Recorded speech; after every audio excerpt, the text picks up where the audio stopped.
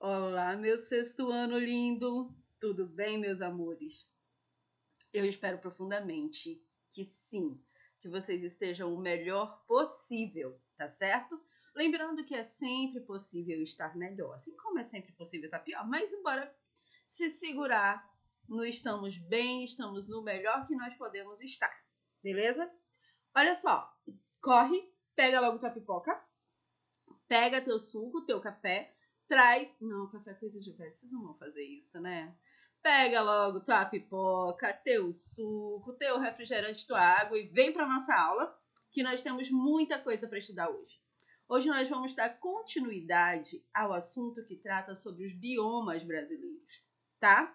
Na aula passada nós vimos sobre o Cerrado e hoje nós vamos fazer uma pegada assim bem extensa, viu? Nós temos todos os outros biomas brasileiros para ver na aula de hoje. E vamos iniciar com o bioma da Mata Atlântica.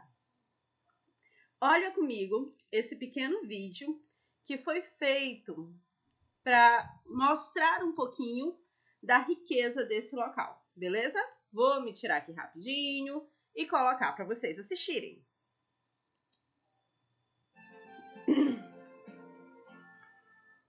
Bioma Mata Atlântica. A Mata Atlântica é uma das áreas mais ricas em biodiversidade do planeta e apresenta uma imensa variedade de formações. Desculpa.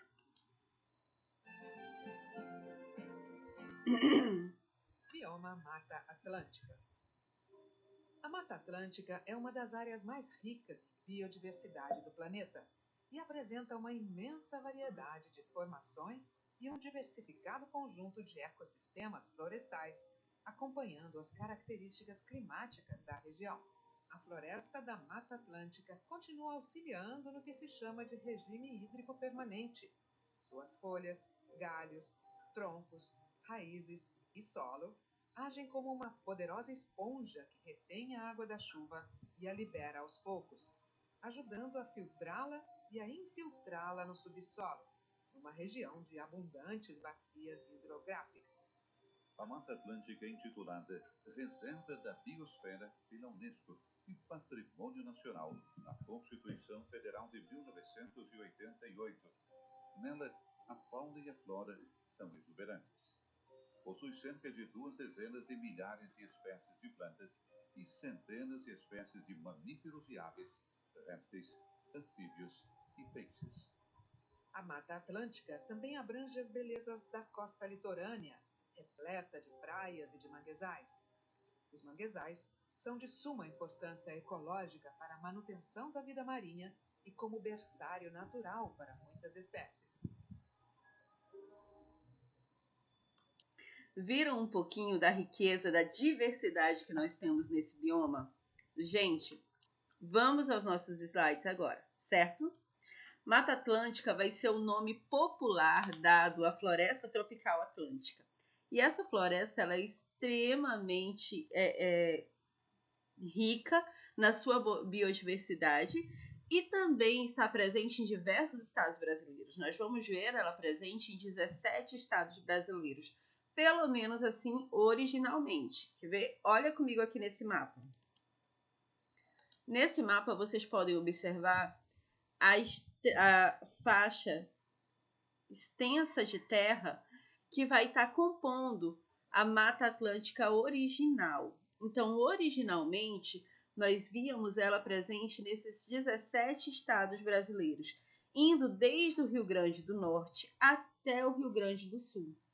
Gente, Goiás, São Paulo, Paraná, Mato Grosso do Sul, Rio Grande do Sul, Rio de Janeiro, Bahia, Sergipe, Alagoas, Pernambuco, Paraíba, Rio Grande do Norte, todos esses estados, eles tinham uma porção, toda a parte litoral brasileira, né? Nós vamos ter uma porção muito, com uma presença muito forte da Mata Atlântica.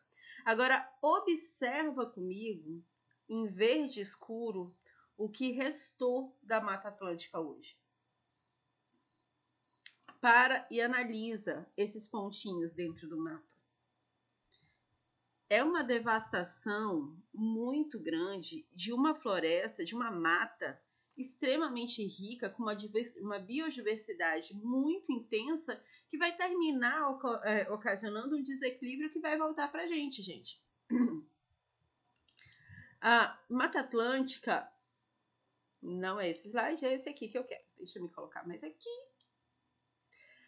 Ela vai estar tendo a presença de árvores de médio e grande porte que formam uma floresta densa e fechada, uma fauna com grande diversidade de espécies de mamíferos, anfíbios, aves, insetos, peixes, répteis. As árvores de grande porte formam um microclima na mata, produzindo sombra e umidade. Há uma grande biodiversidade com a presença de diversas espécies de animais e vegetais. É no território da Mata Atlântica que habita a maior parte da população brasileira, com cerca de 115 milhões de pessoas, o que vai corresponder a 61% dos habitantes do Brasil. E aí a gente para fazer uma análise básica. Para essa galera poder realmente habitar, elas tiveram que modificar o ambiente. Elas tiveram que abrir o ambiente para poder estar lá, tá? Visto que, eu já falei para vocês, que é uma floresta densa e fechada. Então, teve que se ter realmente a mudança na paisagem, na floresta original, na mata original. Olha aqui comigo. Falando um pouquinho sobre o clima da Mata Atlântica. O clima da Mata Atlântica é predominantemente tropical úmido, tá? Mas nós também vamos ter um clima tropical litorâneo úmido, presente na região nordestina. A Mata Atlântica engloba também os climas tropicais de altitude na região sudeste e subtropical úmido na região sul. Gente, a floresta também apresenta outros microclimas, uma vez que essas árvores de grande porte, elas vão estar fazendo sombra e criando outros microclimas dentro do seu território. Então, nós vamos ter um clima que é predominantemente úmido, que isso vai ser influenciado pelas massas de ar que são vindas do Oceano Atlântico, e subtropical também, mas nós vamos ter microclimas locais. Isso significa dizer que nós temos árvores muito altas e essas árvores muito altas vão produzir muita sombra e nessa sombra vão se criar microclimas, ou seja, climas dentro desse local, certo? Para exemplificar um pouquinho a questão do clima da massa de ar atlântica influenciando o clima da Mata Atlântica, eu vou trazer para vocês esse slide aqui. Olha só. Mentaliza comigo. Aqui nós temos o mar. Nós temos uma porção oceânica. Beleza. Aqui em cima vão se criar nuvenzinhas. Finge comigo que isso aqui é nuvenzinha, tá? Eu quero essa nuvenzinha azul.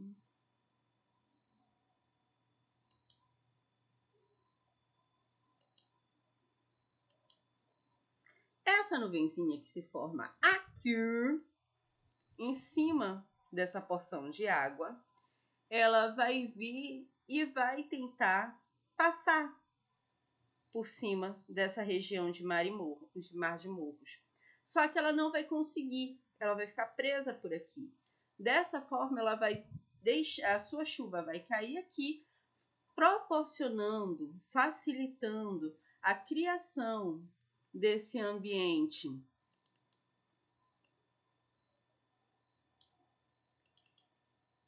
de floresta com clima tropical úmido, tá certo? Entendeu um pouquinho de por que isso acontece?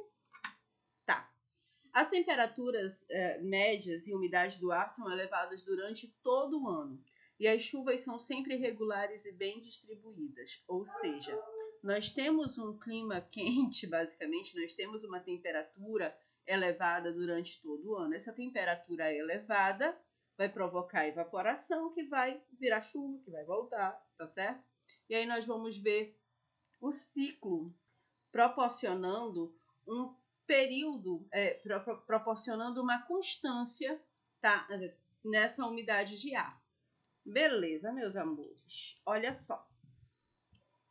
O clima tropical úmido é caracterizado pela alta temperatura e o elevado teor de umidade, que é o que eu acabei de falar para vocês. Então, nós vamos ter uma elevada temperatura constante, tá? Um elevado teor de umidade. Isso vai estar proporcionando as temperaturas médias anuais girando em torno de 25 graus Celsius e um índice pluviométrico, ou seja, um índice de chuva entre 1.250 milímetros e 2.000 milímetros. O clima subtropical, por sua vez, ele vai estar ocorrendo unicamente na região sul, tá? Essa característica climática distingue-se totalmente do restante do Brasil.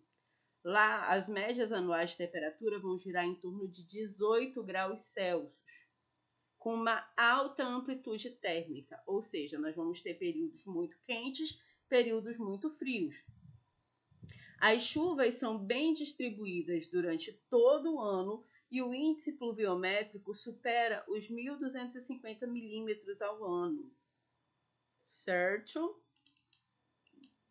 Agora, tratando sobre a questão do relevo da Mata Atlântica.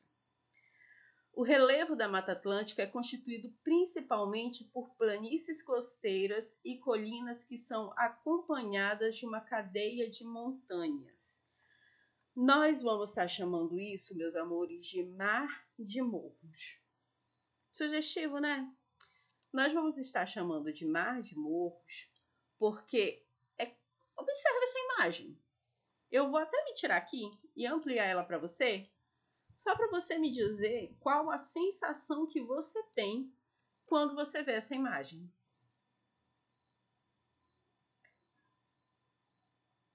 Observa comigo que é como se fosse realmente um mar extenso, muito extenso, todo de morros.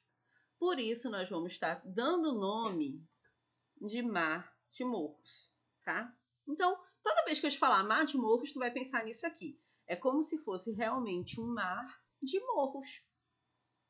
Chega a ser até muito na cara, né? Porque tem umas coisas que a gente estuda que tem um nome complicado, que quando a gente vai ver o que é uma coisa extremamente simples. Outras, o nome tá na cara, como é esse daqui. Literalmente, facílimo de compreender.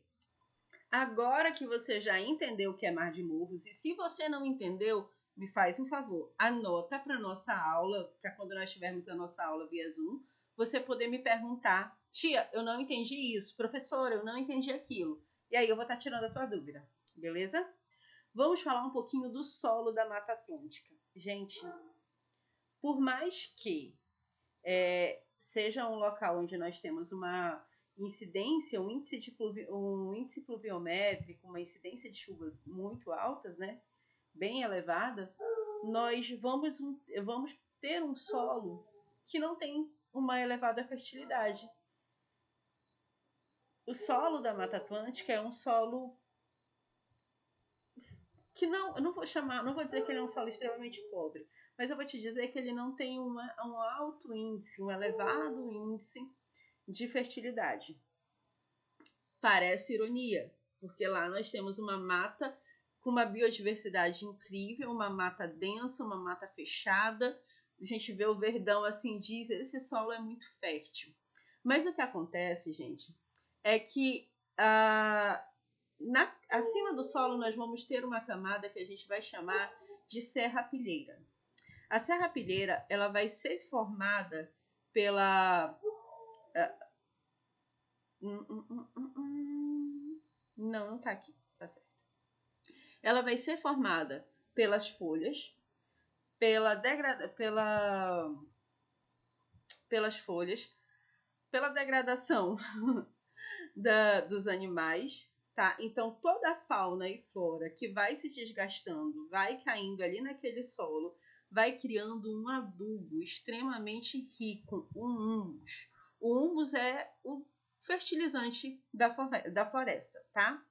Então, vamos lá para o próximo tópico. No interior da Mata Atlântica, o solo é considerado pobre e se mantém, nem queria chamar assim, mas enfim, e se mantém devido à decomposição acelerada de matéria orgânica. Ou seja, tudo que nós temos da fauna e da flora que vai se decompondo, vai compondo essa serrapilheira, tá?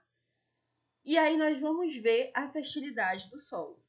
Nesse processo, nós vamos ver dois agentes extremamente importantes, que são as minhocas e as formigas. Porque as minhocas e as formigas, elas vão estar escavando o solo. E quando elas formam os seus buraquinhos lá, escavando o solo, vai facilitar, e chove, facilita para que esse humus, para que essa decomposição que se tornou humus, adentre e chegue de maneira mais eficaz as raízes das plantas. Então, nós vamos ter uma vegetação extremamente rica, nós vamos ter uma fauna e uma flora extremamente rica, mas o nosso solo ele não é um solo realmente rico, ele é um solo pobre, que não vai estar absorvendo a água, tá? O solo da Mata Atlântica ele é muito rígido, ele não absorve realmente a água. Como ele não absorve realmente a água, ele se torna um local propenso ao desmoronamento. E aí a gente vê a ação da gravidade, que já tende a puxar, o desmatamento ocorrendo na região de maneira muito irregular, as casas, a invasão, digamos assim, o homem entrando dentro do território, tornando esse ambiente um ambiente agora de habitação de maneira quase desenfreada, desordenada. Choveu muito, obviamente, esse solo, esses morros, eles vão estar tendendo a desabar, desmoronar e vai estar ocasionando várias catástrofes que eu tenho certeza que vocês já viram alguma informação sobre isso nos jornais, tá? Vamos aqui para o nosso próximo slide. Vem, meu filho.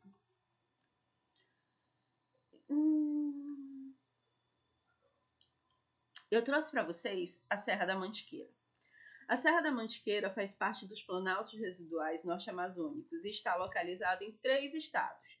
60% dele está em Minas Gerais, 30% dele está em São Paulo e 10% dele está no Rio de Janeiro.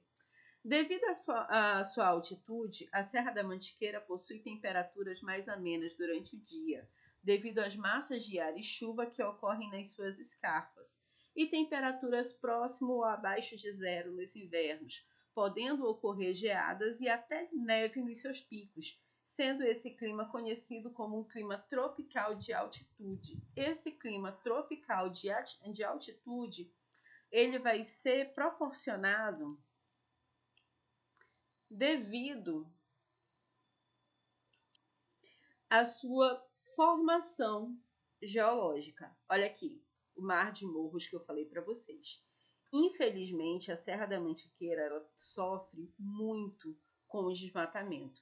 Essa imagem que eu trouxe para vocês é para exemplificar de maneira muito clara uma parte que não está desmatada e outra parte onde nós já vemos esse desmatamento, tá? Esse desmatamento, muitas vezes, ele está sendo feito por conta de incêndios.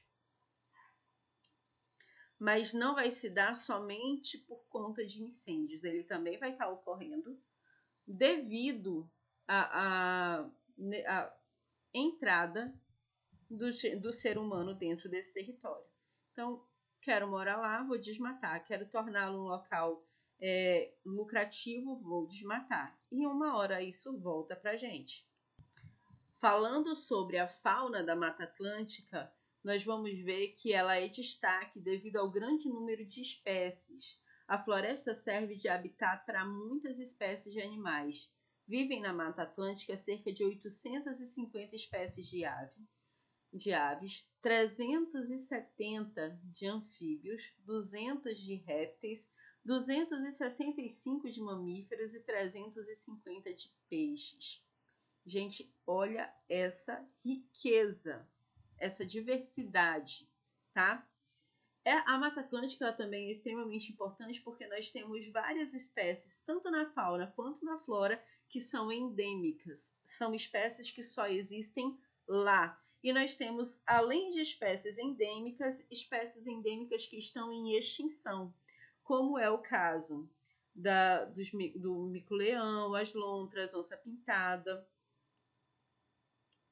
Eu trouxe aqui algumas curiosidades sobre a Mata Atlântica para vocês, e a primeira delas vem dizendo que a Mata Atlântica já cobriu cerca de 12% do território nacional. Hoje nós temos cerca de 7% só dessa cobertura total, mas observa comigo que são basicamente 5 séculos de depredação. Desde que o Brasil se tornou, digamos que colônia de Portugal, desde que o Brasil se tornou colônia portuguesa, ele serve de maneira exploratória, e a primeira atividade econômica do Brasil foi a extração de madeira, foi a extração do pau-brasil.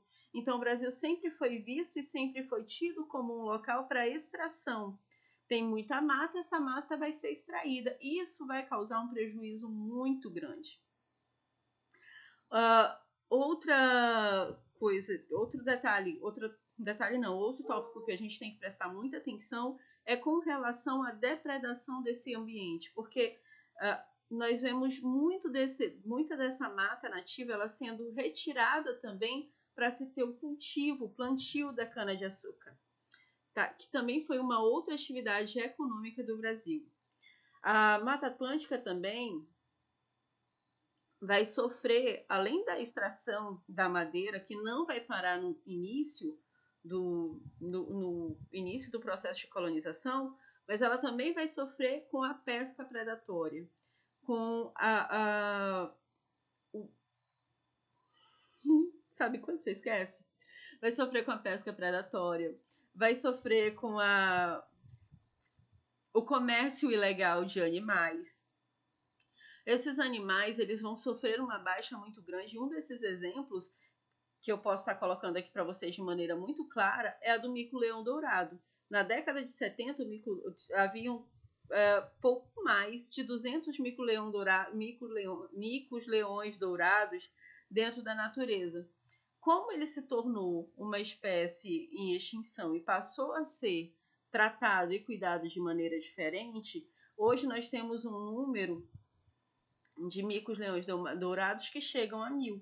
Então, assim, quando eu acabo com uma espécime dentro da natureza, eu tenho que observar que eu não estou retirando, eu não estou acabando só com ela, tá?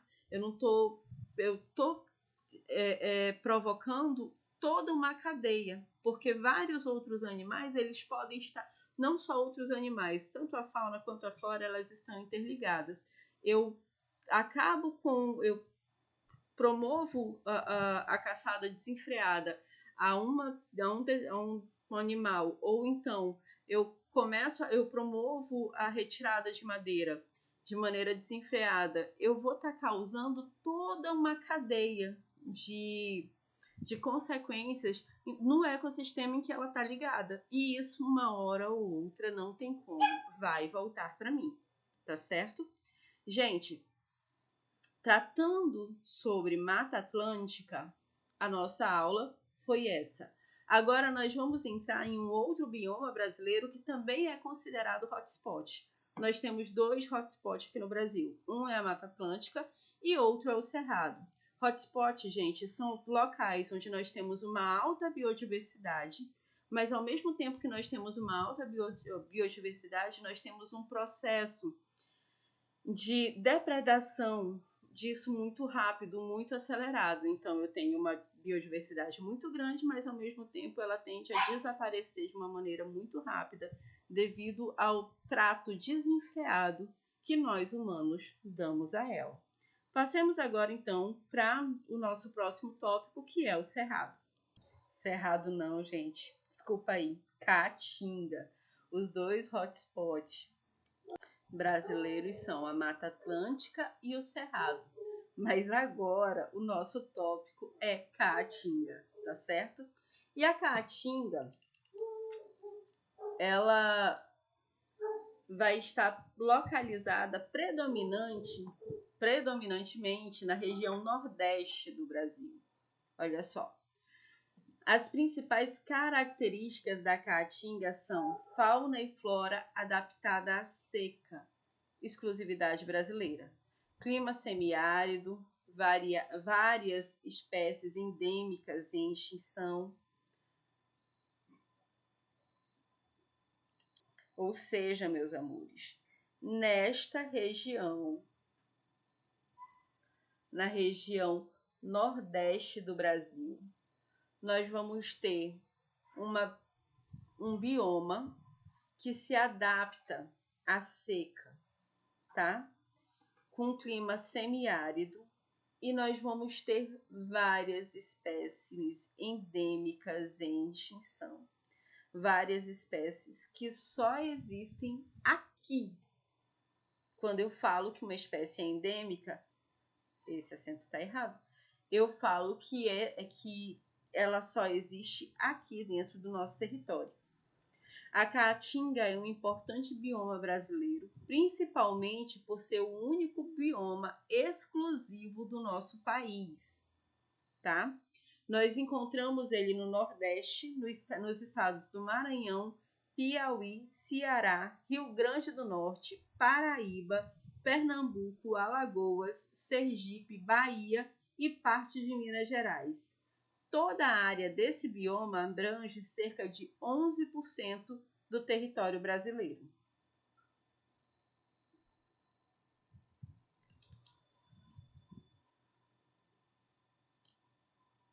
O nome Caatinga, meus amores, vem do Tupi-Guarani, que é o idioma original mesmo do nosso território, dos índios tupis, que se juntaram depois com os guaranis, mas isso é assunto da aula de história, tá certo? E significa mata branca. Significa mata branca, gente, porque quando chega o período de estiagem, ela vai estar podando, ela vai estar eliminando as suas folhas para estar diminuindo a transpiração, para poder se adaptar a esse período de seca e estiagem. Eu acabei de falar para vocês que a vegetação da Caatinga ela vai estar se adaptando à seca da região, certo? E para se adaptar, para conseguir se manter, ela vai estar fazendo isso. Ela vai estar eliminando as suas folhas para conseguir resistir à estação. E aí, gente, nós vamos ver ela ficando assim, ó, clarinha, branquinha, tá? Por isso Caatinga, por isso Mata Branca. Quando chegar o inverno, devido à volta, né, à ocorrência das chuvas novamente, nós vamos ver ela ficando verdinha novamente, tá? Esse bioma tem uma grande importância ecológica, mas apesar disso, calcula-se que 40 mil quilômetros quadrados da Caatinga já foram transformados em quase deserto, o que é explicado pelo corte da vegetação para servir como lenha e pelo manejo inadequado do solo. Sempre que o homem entra dentro do ambiente, ele provoca transformações, e essas transformações, na maioria das suas vezes, essas transformações são depredatórias. Aqui. A Caatinga abriga aproximadamente 178 espécies de mamíferos, tá? Há também espécies ameaçadas de extinção.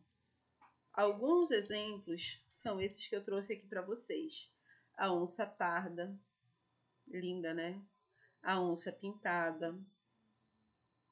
O gato do mato, que se eu visse corria do mesmo jeito, podia ser a onça pintada, a onça parda, eu ia correr do mesmo jeito que eu correria num gato do mato, tá?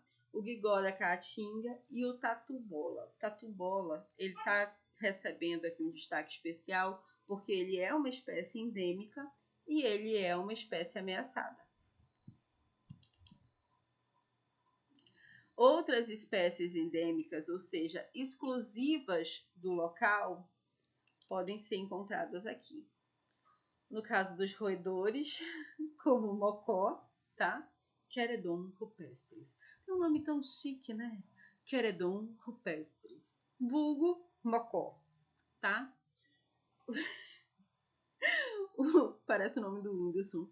O Whindersson, e eu não vou falar o segundo nome, que se eu visse em qualquer lugar, correria do mesmo jeito achando que é um rato, mas enfim, é mais uma espécie de roedor que é endêmica, ou seja, só existe aqui na região do Cerrado, tá?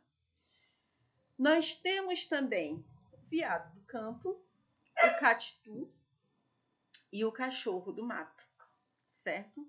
São outras espécies que são espécies endêmicas do nosso território, endêmicas da Caatinga.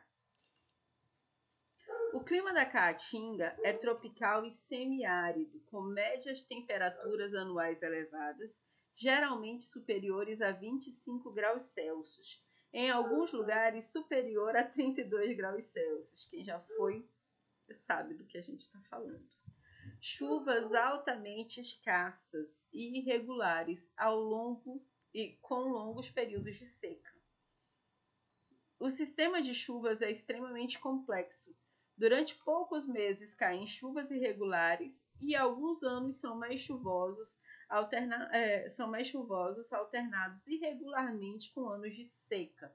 Nós temos anos bem mais secos e anos mais chuvosos. Além disso, serras e chapadas mais altas da Caatinga recebem maior quantidade de chuvas, que escoam dando origem aos rios e lagos da região, muitas vezes temporários. As áreas de planícies estão sujeitas a um período de seca longo e severo. Como eu acabei de falar para vocês, as serras e chapadas elas vão receber uma quantidade de chuvas maior. Isso vai acontecer, como eu já expliquei para vocês também lá na Mata Atlântica, porque quando a massa de ar úmida vem, ela esbarra neste local e ali ali vai ser o seu depositório. Então ali ela vai realmente lançar as suas águas, tá? Essa água vai estar escorrendo, vai estar escoando e vai estar formando rios e lagos, tá? Então, resumindo, nós temos um clima com pouco volume pluviométrico.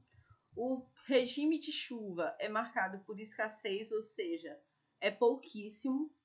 O clima é irregular e influencia o curso dos rios, porque os rios se formam a partir das chuvas. Então, como nós temos um regime de chuva marcado pela escassez e o clima ele não é um clima sempre equilibrado, isso vai literalmente influenciar no curso dos rios. A taxa de precipitação anual é baixa, ou seja, o volume de chuvas anual é baixo. As temperaturas em geral são temperaturas altas. Nós vamos ver um clima semiárido tropical e temperaturas médias anuais oscilando entre 25 e 30 graus Celsius. Agora vamos para algumas curiosidades sobre a Caatinga. Olha só. A Caatinga possui cerca de 327 espécies endêmicas. São 327 espécies que só existem aqui, tá? São espécies nativas do território. Aproximadamente metade da paisagem da Caatinga já foi deteriorada pela ação do homem. É estimado que cerca de 15 a 20% do bioma estão em alto grau de degradação, ou seja, corre risco de desertificação. A ave com maior risco de extinção no Brasil, a ariranha azul, arara azul, é de lá. Na estação seca, a temperatura do solo da Caatinga pode chegar a 60 graus Celsius. Essa é a mesma temperatura que vocês vão encontrar em desertos, tá? Em áreas desérticas. E a Caatinga foi o território em que os cangaceiros mais transitaram no final do século XIX. Com certeza vocês já ouviram falar de Maria Bonita e de Lampião e dos cangaceiros dessa região, tá? Os cangaceiros, eles usavam a Caatinga para estar transitando e para estar se abrigando também. Infelizmente, gente, os ecossistemas do bioma Caatinga encontram-se bastante alterados. Nós vamos ver esse território ele ser amplamente, como nós vimos no slide anterior, nós vamos ver a devastação dele para que haja-se o manejo, para que haja-se a criação de gado, a pecuária extensiva, o corte de vegetação lenhosa para a produção de carvão.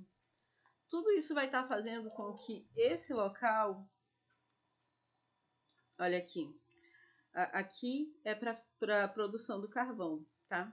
O uso inadequado do solo, o consumo da lenha nativa em residências e indústrias e o desmatamento para dar lugar à agropecuária são as principais agressões à Caatinga. Consequentemente, 46% do bioma foram desmatados, segundo o Ministério do Meio Ambiente. A depredação desse território, infelizmente, é uma depredação muito intensa e é toda basicamente para cunho econômico. Tanto na menor, quando nós falamos numa proporção menor, quando é para as próprias famílias, para as famílias subsistirem, como numa proporção maior, que é o caso do que nós vemos aqui e aqui nesse primeiro slide, quando nós vamos ver a agricultura e a agricultura não, a pecuária, tá? A agricultura geralmente de subsistência e a pecuária que é a pecuária extensiva, que é realmente a produção em larga escala para se ter um alto lucro, um alto ganho financeiro. Infelizmente, quando nós tratamos de características socioeconômicas, nós tratamos diretamente da ação do homem sobre o meio ambiente para ali solidificar a sua economia. Assim, nós vemos sempre não, mas na grande maioria das vezes, a ação depredatória para o alto lucro financeiro, não só para a questão da subsistência, mas também para o alto lucro financeiro.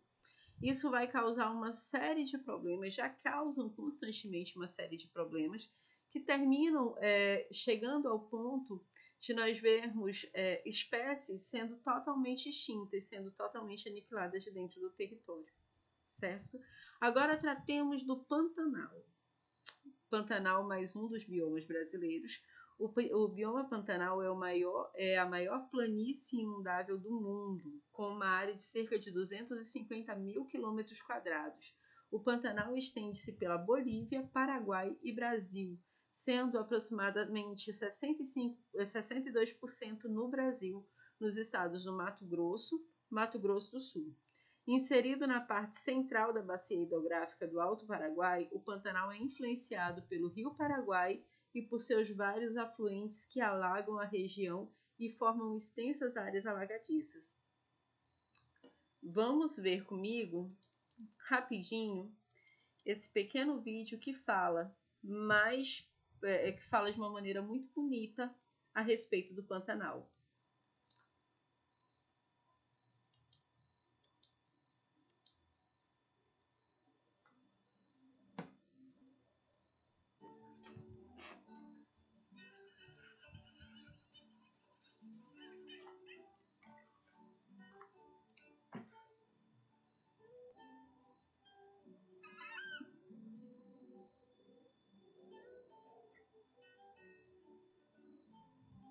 Tudo aqui vem com o ciclo das águas.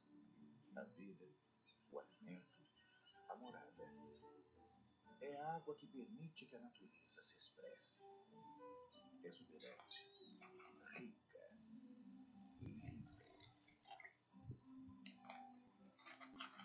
Pantanal, a maior planície inundável do planeta. Uma imensa área que dá abrigo a centenas de animais e plantas. Um lugar essencial para o fornecimento de água, estabilidade do clima e conservação do solo. Um meio de sobrevivência para milhares de pessoas. Aqui, todos dependem destas águas e deste ecossistema para sobreviver. O Pantanal é o coração de um rico sistema de rios interligados, situado na bacia do Alto Paraguai. Uma área onde caberiam 15 Suíças e que se estende por 3 países: Brasil, Bolívia e Paraguai. Toda esta exuberância de vida está ligada ao ciclo de cheias e da seca. Durante metade do ano, estas terras ficam cobertas de águas, que depois baixam e voltam a subir. É este ciclo que garante a vida das espécies e torna o Pantanal um ecossistema único e muito especial. É também a relação com as águas que faz do Pantanal um ecossistema sensível à degradação e à poluição. Tanto a parte baixa e a parte alta são partes de um mesmo sistema.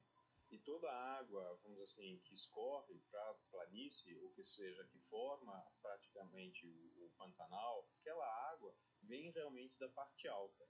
Então, todas as mudanças de uso de solo, de ocupação, que acontecem na parte alta da bacia hidrográfica vão ter algum reflexo na parte baixa, que é o Pantanal. No Planalto, onde nascem os rios que formam a planície pantaneira, a destruição das nascentes é uma ameaça. Nesta região com intensa atividade agropecuária, o desmatamento e o mau uso do solo provocam erosão e assoreamento. Na planície alagada, os principais riscos são a mineração e a intensa atividade humana nas grandes cidades e estradas. São impactos que exigem ações estratégicas para garantir a proteção do Pantanal. Com parceiros locais, o WWF Brasil desenvolve uma série de iniciativas que contribuem para conciliar o desenvolvimento econômico com a proteção do ecossistema pantaneiro. Um exemplo é o trabalho de recuperação de áreas degradadas no município de Reserva do Cabaçal, no Mato Grosso. Nessa região, estão muitas nascentes de rios que alimentam o Pantanal. Mas o mau uso do solo abriu feridas na terra, comprometendo as nascentes e provocando o assoreamento de córregos e do rio. Com soluções locais, a população está trabalhando para conter o avanço da erosão e evitar a destruição das nascentes. Se a gente conseguir multiplicar aquela ação em praticamente todas as cabeceiras aqui, a gente vai ter, de uma vez por todas, esse problema de assoreamento resolvido. O resultado positivo do que se faz na parte alta contribui para preservar as águas da planície alagada. Aqui, na região mais baixa, é onde as águas do Pantanal se encontram, um espetáculo de vida e cor. Mas para que toda essa beleza continue existindo, é preciso cuidado e atenção.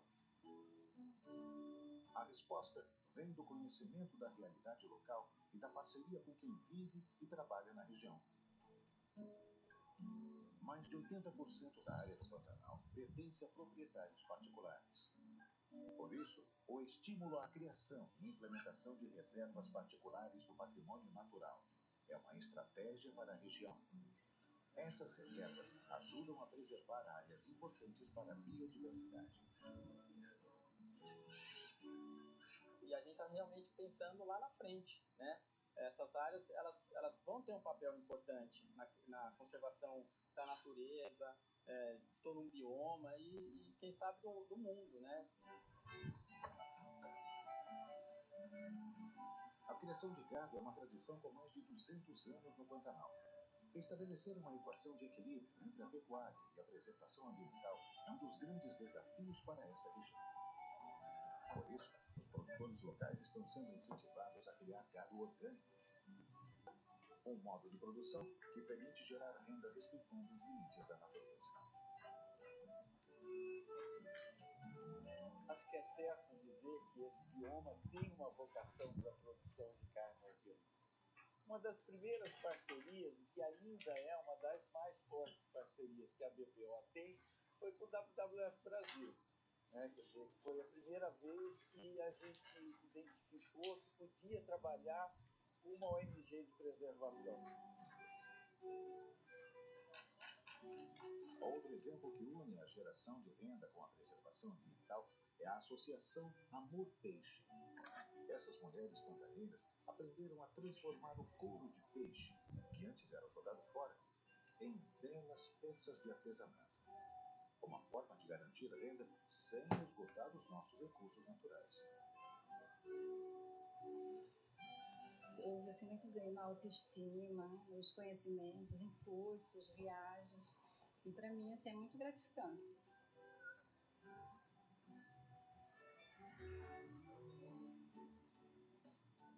Em Campo Grande, a resposta para as questões ambientais vem da conscientização da população. A capital do Mato Grosso do Sul é a primeira cidade brasileira a calcular a sua pegada ecológica. Uma forma de medir o uso dos recursos naturais, repensar os hábitos de consumo e melhorar a gestão ambiental da cidade. O Pantanal vai muito além das fronteiras. Ele se espalha por 2 estados brasileiros e também ocupa um trecho do território boliviano e do Paraguai. Por esse motivo, o trabalho realizado pelo WWF nos 3 países permite a troca de experiências e ajuda a ampliar o olhar sobre a bacia hidrográfica como um todo.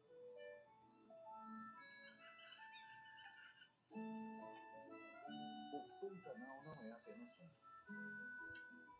São muitos os jeitos, as paisagens, os seres que aqui vivem. Mas tudo está interligado, formando este rico ecossistema. Buscamos um aprendizado com estes vários olhares. Encontrar soluções que estão no próprio lugar, com pessoas da região e com tecnologias simples e inovadoras. Queremos que este seja um lugar onde atividade econômica e natureza possam conviver em harmonia. Só assim poderemos manter o Pantanal não só para as espécies e pessoas que aqui vivem, mas também para toda a humanidade.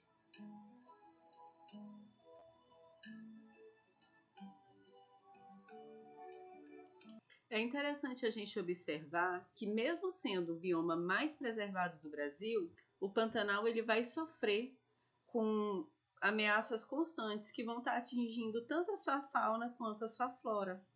Outro fator que vai contribuir para a devastação, digamos assim, para depredação do território do Pantanal vai ser a ocupação territorial do Centro-Oeste, que vai contribuir para a devastação da área, tá? Porque nós vamos ver a abertura de rodovias, nós vamos ver a poluição dos rios devido à ação do homem e a poluição realizada devido às indústrias que se instalam na região e também o garimpo, que é uma fonte econômica muito visada dentro desse território. Agora nós vamos falar um pouquinho sobre a Amazônia e nós vamos começar a falar sobre o maior bioma do Brasil, tá? A Amazônia é considerada a maior floresta tropical do planeta e vai abranger uma área que equivale a 6,9 milhões de quilômetros quadrados. A fauna amazônica é uma das mais diversas do planeta. Acompanha comigo no teu livro didático na página 242, certo? Aqui nós vamos estar falando sobre a Amazônia. A floresta amazônica ou Amazônia é o maior dos 6 biomas terrestres brasileiros. É também considerada a maior floresta tropical do mundo e concentra uma enorme biodiversidade. Ela vai ocupar 600 milhões de hectares e vai cobrir 9 países no total, que vocês podem estar marcando aí no livro didático de vocês, tá? Grifem aí no livro didático de vocês. Brasil, Guiana, Suriname, Guiana Francesa, Venezuela, Colômbia, Equador, Peru e Bolívia. O bioma tem numerosos recursos naturais como madeira, borracha, castanhas, peixes e minérios.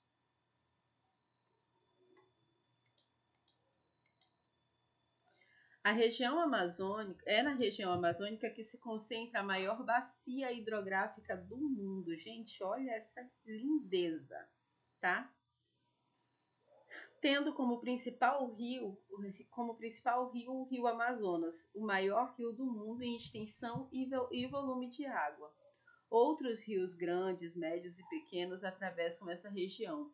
Estima-se que cerca de 20% das águas doces do planeta circulam a bacia amazônica.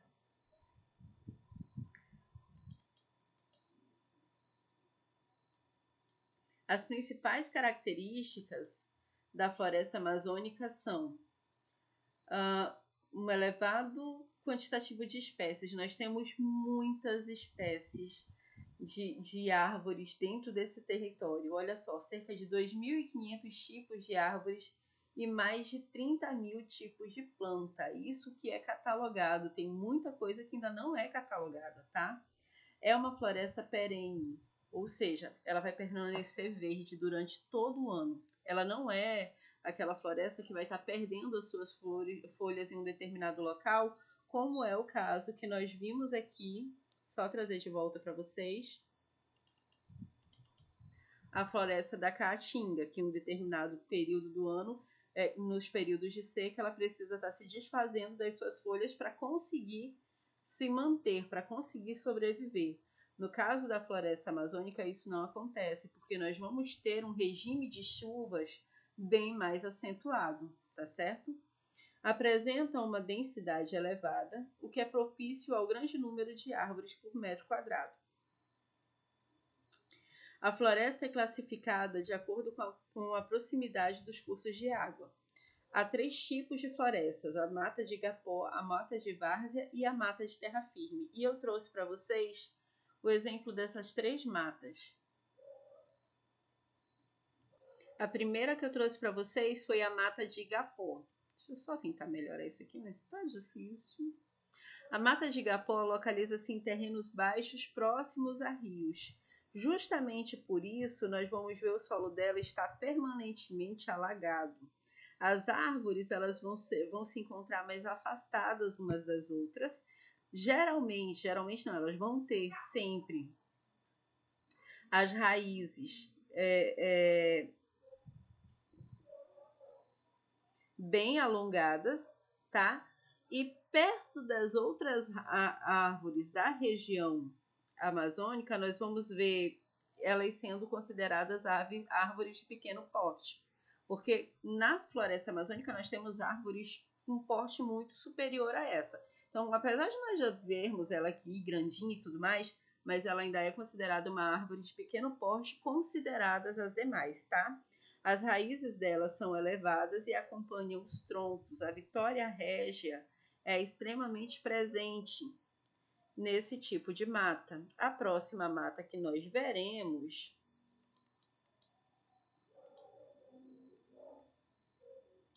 é a mata de várzea.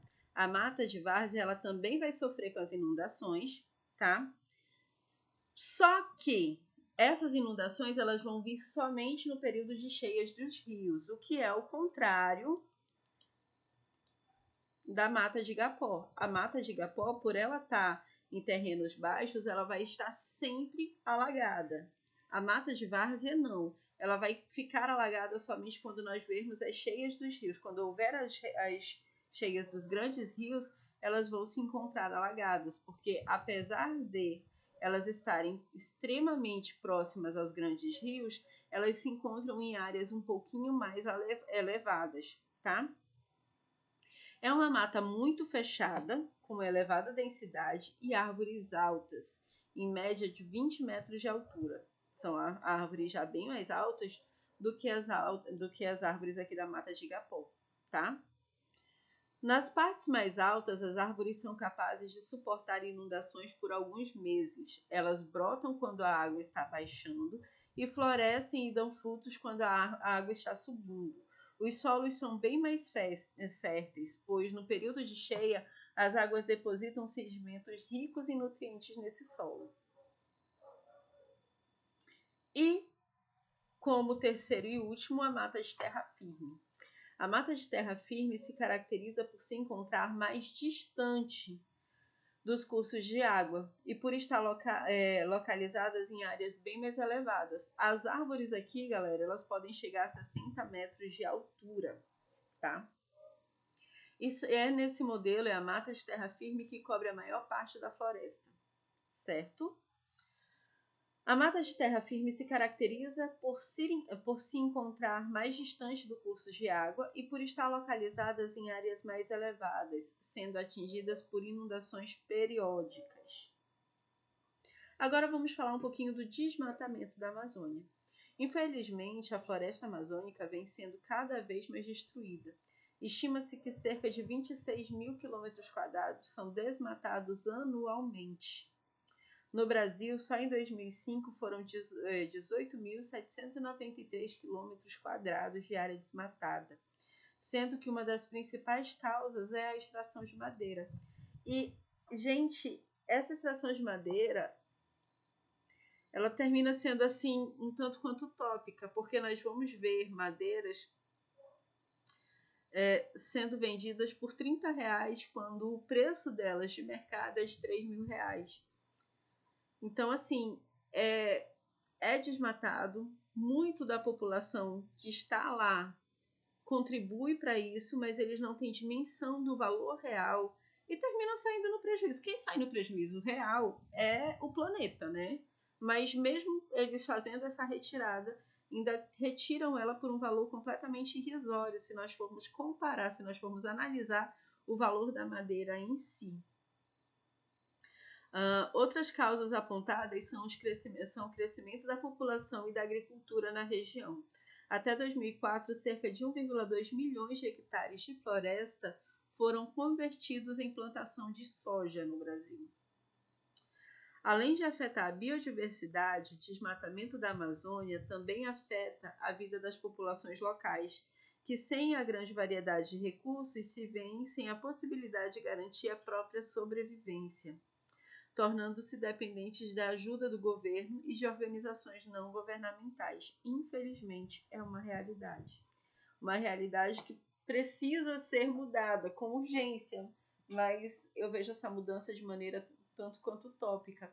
Até porque, mesmo que haja um cuidado com relação a não haver realmente a depredação dessas árvores, a extração de maneira ilegal, de maneira irregular, por se tratar de um espaço, de uma proporção extremamente grande, extremamente vasta, é complicado se conseguir manter realmente o cuidado para bloquear o desmatamento desse território.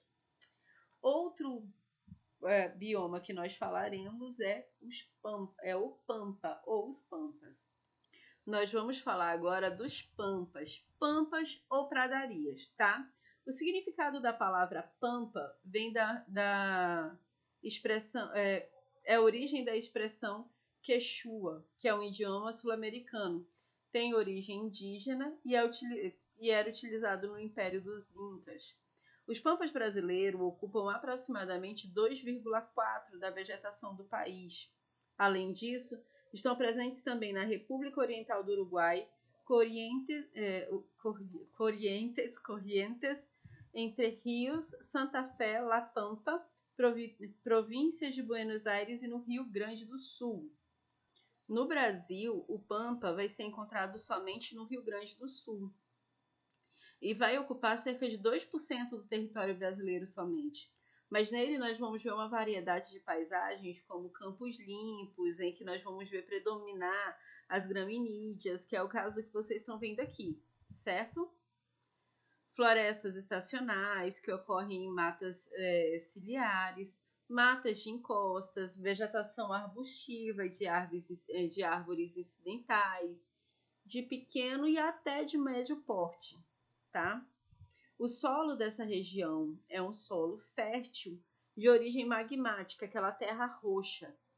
O relevo é de planícies e planaltos, com um relevo diverso. Os pampas destacam-se por sua morfologia de vastas planícies e planaltos sedimentares, que formam uma cadeia de morros chamados regionalmente de coxilhas, com solos extremamente férteis. O clima do Pampa é subtropical, com 4 estações extremamente bem definidas, e a sua vegetação, como eu já falei aqui, é marcada por graminídeas e árvores, arbustos de pequeno e médio porte. Nós vamos ver essas graminídeas variando entre 10 e 50 centímetros, tá, gente? As atividades econômicas desenvolvidas na região do Pampa são marcadas pela expansão das pastagens e dos campos de cultivo. Esses são os principais responsáveis pelo desmatamento e pela degradação desse bioma. Nós temos que observar que, para se poder ter a pastagem, para se ter o cultivo, para nós termos, no caso, a agricultura e nós termos a pecuária, é necessário estar fazendo a abertura desse território. E aí a gente vai ver o desaparecimento de espécies nativas, aumentando o processo de arenização do solo, como a invasão de espécies que levam, bem como a invasão de espécies que levam ao desequilíbrio do ecossistema. Ou seja, nós terminamos colocando dentro desse território, para conseguir torná-lo um ambiente lucrativo, a criação de animais e também a abertura para, no caso da agricultura, do plantio. Isso vai fazer com que haja a mudança das estruturas desse território, tá? E isso vai ocasionar um processo de arenização do solo e nós vamos ver um desequilíbrio, surgir um desequilíbrio nesse ecossistema. O desmatamento, tanto no Pampa como em qualquer outro bioma, é um dos grandes problemas que vão estar gerando um desequilíbrio muito grande no ecossistema. É importante ressaltar que nós vamos ter 2 tipos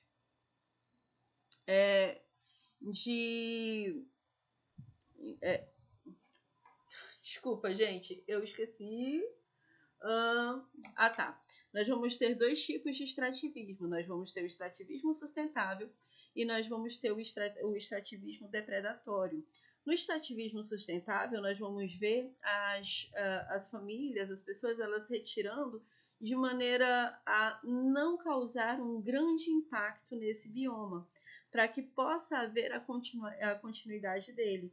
Eles fazem a extração do que é necessário para a sua sobrevivência, mas não causando realmente um grande impacto. Agora, quando nós vemos as indústrias ou então os grandes proprietários rurais que vão vir e querem se beneficiar ou com o cultivo, ou com a agricultura, ou com a pecuária, aí nós passamos a ver a extração predatória. E aí a gente vai ver o desequilíbrio no ecossistema e até